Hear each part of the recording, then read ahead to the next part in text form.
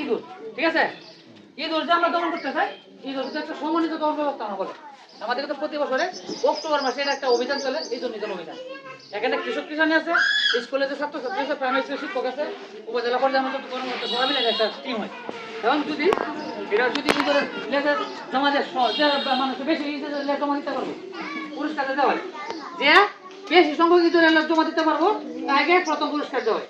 তার সাথে একটু কম আছে সে দ্বিতীয় পুরস্কার, তার সাথে একটু কম তৃতীয় পুরস্কার।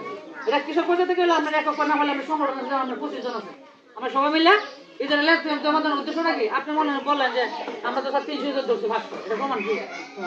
ইঁদুর লেজ যদি জমা দেন তাহলে করা থাকবে আসলে মাসে মাসে, ঠিক আছে?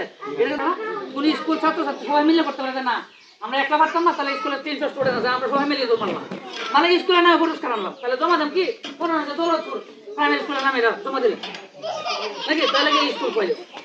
এবারে আমাদের প্রথম হয় একটা ইউনিয়ন কৃষক পর্যায়ে, কৃষক পর্যায়ে থেকে আমাদের ব্লক পর্যায়ে, ব্লক পর্যায়ে কোথায় জানেন আপনার? এটা উপজেলা পর্যায়ে, উপজেলা থেকে এটা জেলা পর্যায়ে, এবং জেলা থেকে অঞ্চল পর্যায়ে এবং জাতীয় পর্যায়ে। এবার আমাদের সবই ক্যাটাগরিতে পুরস্কার আছে, বুঝছেন? প্রত্যেকটা ক্যাটাগরিতে আলাদা আলাদা। তাহলে এজন্য ইঁদুর নিধন অভিযান যখন চলে, ইঁদুর কিন্তু কোনো সময় এককভাবে মারা যান, ইঁদুর ব্যবস্থা অনেক সমন্বিত।